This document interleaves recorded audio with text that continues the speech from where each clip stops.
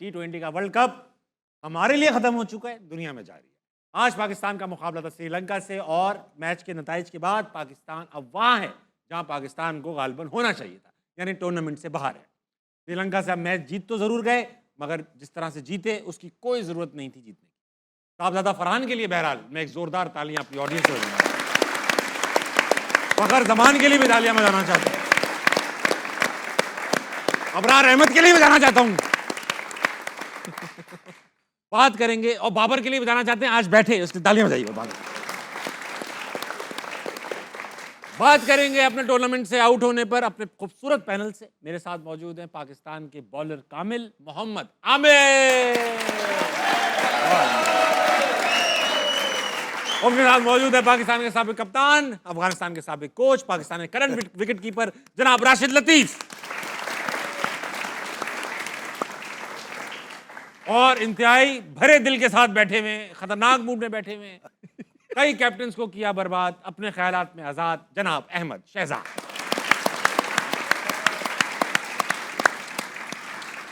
आमिर भाई, आपने कल कहा आपको पूरे सीजन हम ज्ञानी बाबा बनाते रहे। कल आपने कहा पाकिस्तान क्वालिफाई कर जाएगा, मगर आज ये प्रेडिक्शन गलत साबित। नहीं, मैंने जो वीडियो बनाई थी, अजमल वीडियो चलाओ, मैंने क्या कहा था? क्या कुछ कहा? वीडियो चलाओ, मैंने क्या प्रेडिक्शन दी थी? अजमल मुझे बता रहे हैं कान में कि आपने कहा था कि अगर पाकिस्तान ने बॉलिंग पहले की। हाँ जी, तो बॉलिंग पहले नहीं की हमने। हाँ। तो बस हो गए बाहर फिर। बाबा की। अच्छा ये तो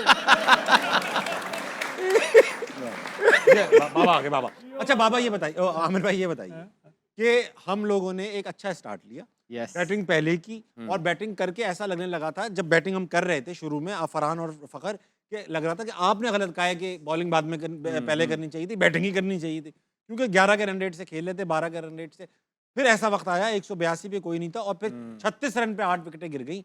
तो अब मुझे एक सवाल है, क्या इसीलिए बाबर को रखा जाता है कि यार अगर ऐसा कोलैप्स से वो रोक लें और इनिंग्स बना के दें, कंसोलिडेट करें? नहीं, इधर इनिंग नहीं बनानी थी, रन्स करने थे। फिर हम वो कही जा रहे हैं कि ऑलराउंडर्स यहाँ पे काम आते हैं। हमारे ऑलराउंडर्स कब काम आएंगे? अब आएंगे, अब कुछ नहीं करना जब 2.5-3 ओवर रह गए हैं, बाकी सब टीमों के ऑलराउंडर्स कर रहे हैं, राइट? रेहान अहमद बच्चा पहला मैच खेल रहा है टूर्नामेंट का, उसने टर्न हो रहा है, सब कुछ हो रहा है, क्या इनिंग खेला वो कल आके, राइट? सेंटनर ने कैसी इनिंग खेली, टीम को कहां से कहां ले गए। हाँ, कि ये सब ऑलराउंडर जितने भी हैं रन्स करें, हमारे कब करेंगे? आराम सी सिचुएशन आती है, वहां नहीं होता।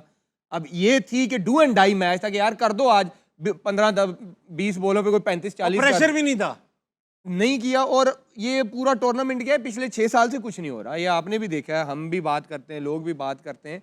यहाँ उनकी सबसे ज्यादा जरूरत है, जैसे आपने बोला है।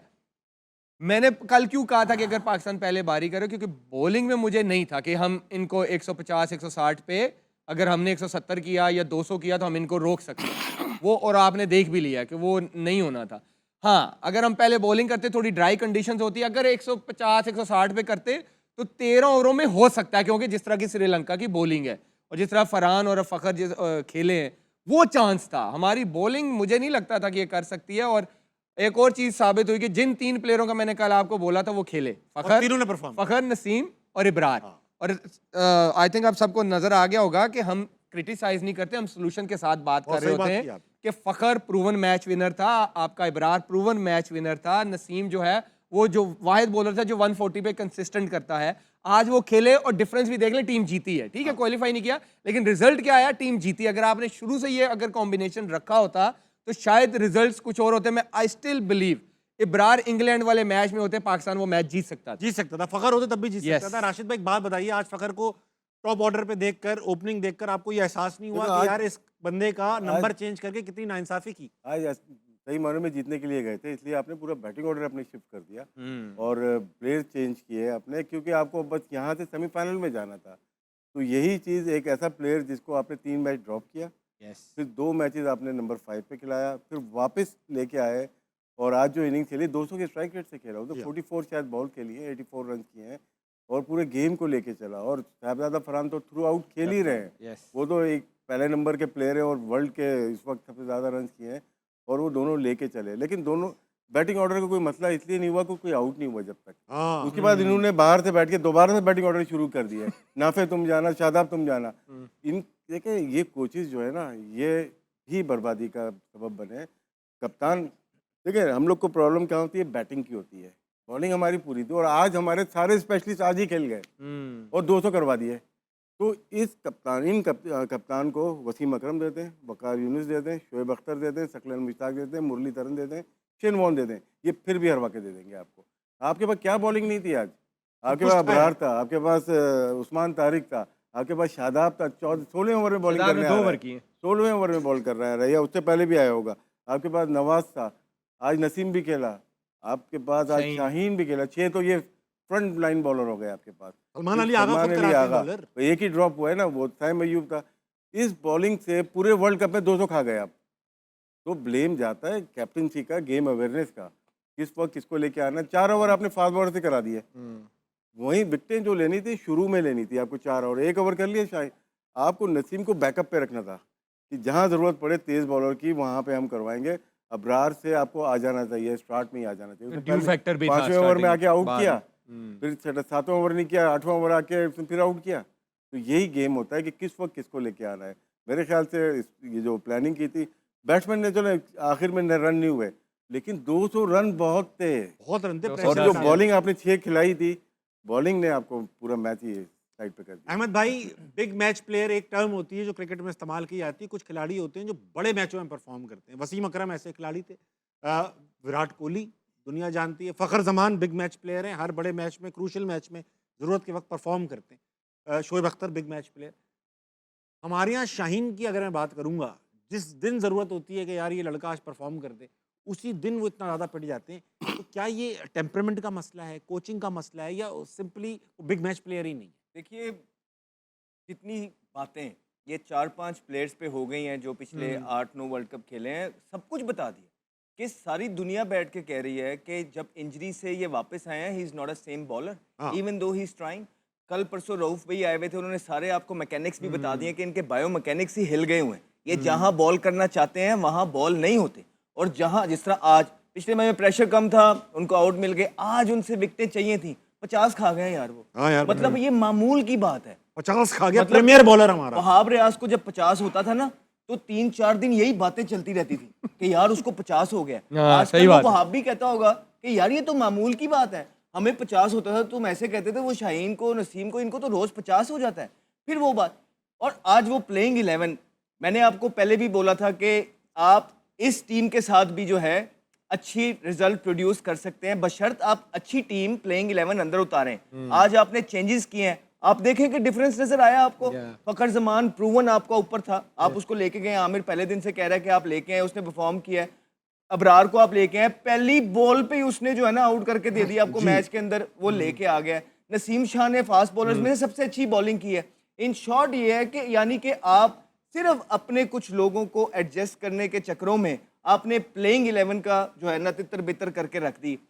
आपको याद है टीम एशिया कप में गई थी, एशिया कप में हम सब ने मिलकर पाकिस्तान क्रिकेट को सपोर्ट किया था, इसलिए कि यंगस्टर्स थे, हमें लग रहा था कि पाकिस्तान ठीक तरीके पे चल रही है, डगर पे आगे चल रही है। तो उसके बाद आपके फ़खर जमान ने और साहिबजादा फरहान ने वहाँ फाइनल के अंदर भी 84 रन की जो है ना पार्टनरशिप दी थी, 84 रन की 9.3 ओवर में, वो यूएई की पिचेस में। इसका मतलब है कि आप ओपनिंग तो आपका शॉट था, आपको जिस पे काम करना था वो मिडिल ऑर्डर पे करना था। आपने क्या काम किया? आप वहाँ पे बाबर को लेके आ गए। आपने तो बिल्कुल नहीं किया, आपने अपने लोगों को एडजस्ट कर दिया। तो देखिए, जहाँ पे सपोर्ट बनती थी, हमने पाकिस्तान क्रिकेट को पूरी सपोर्ट की है, लेकिन आपने वो काम नहीं किया, वो अपने जो वादे आपने किए थे वो पूरे नहीं किए। आपने सोशल मीडिया के हेट्रेट से, सोशल मीडिया के प्रेशर से कुछ लोगों को टीम के अंदर इंडक्ट रखा, फिर कुछ फेवरेटिज्म जिसका आपने पहले ही ज़हन में बनाया था कि ये हमारा कप्तान है, उसको इंडक्ट रखा।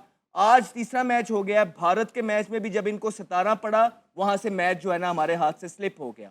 पिछले मैच के अंदर भी जब इनको 17 पड़ा, वहाँ से हमारे हाथ से मैच स्लिप हो गया। मैं, राशिद भाई, आमिर बैठ के रोटी खा रहे थे, 20-25 स्कोर पड़े हुए थे जिस टाइम शादाब आए, और हमने उस ओवर से पहले ये कहा, राशिद भाई ने बोला कि यार अभी भी चांस मौजूद है, 1-2, मतलब एक उम्मीद थी दिल में। उस ओवर के बाद हमारी वो उम्मीद भी आज टूट गई। तो मुबारक हो उन लोगों को जिन्होंने ये अपना फेवरेटिज्म चलाया है, सही प्लेइंग टीम 11 नहीं खिलाई है, जिसने कप्तान का बाहर से ही बोला हुआ था कि ये अगला हमारा नेक्स्ट कप्तान है, इसको बनाना है, इसको खिलाना है। ये रिजल्ट जो आपने प्रोड्यूस करके दिए हैं, 3 साल से ये सेटअप मौजूद है। चेयरमैन क्रिकेट बोर्ड साहब जो अपनी टीम लेके आए हैं, उनको 3 साल मिले ये सेटअप में कि आप क्रिकेट की इंप्रूवमेंट लेके आए। आप 3 इवेंट हो गए हैं, आप इंप्रूवमेंट छोड़िए, आप क्वालिफाई भी नहीं कर पाए, आप क्वालिफाई भी नहीं कर पा रहे आप क्वालिफाई। अगर आपको ये लग रहा है कि ये मामूल की बात है, तो हमने तो एज ए क्रिकेटर पिछले 20 सालों के अंदर इस तरह की मामूल की बात ना देखी थी, ना सुनी थी, ना कभी सोचा था। तो आज मुबारक हो उन लोगों को जिनके हाथ में क्रिकेट है, बजाय कि वो क्रिकेट को ठीक करते और अच्छी डगर पे लेके आते, उन्होंने क्रिकेट का वो हाल कर दिया है कि पता नहीं अब आने वाले लोगों को भी कितना टाइम लगेगा इसको दोबारा से ऊपर लेके जाने में। आमिर भाई, ये बॉलिंग आपने स्टैटिस्टिक्स देखी, कुछ कहना चाह रहे हो? मैं 2 चीज़ें, एक तो ये आज के मैच के हवाले से कहूँगा कि आपके अबरार को छोड़ के 3 स्पिनरों को 97 हुआ है 8 ओवरों में। 97 8 ओवरों में हुआ है। आपके तीनों स्पिनरों को, उस्मान तारिक, नवाज और शादाब खान को 97 हुआ है 8 ओवरों में, और 140 रोकना था।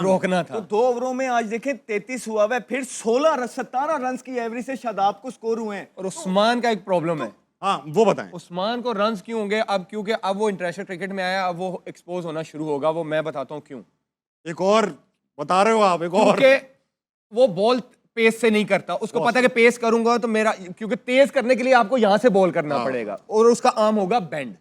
वो करता है यहां से उसका जोर नहीं लगता, वो करता है 76 to 78। यही है। अब आप देख ले आज उसको कितने सारे छक्के जो लगे हैं ना, बैट्समैन वेट करेंगे, ऐसे बॉल आता है, सब छोटे उसको बैकफुट पे लगी हैं।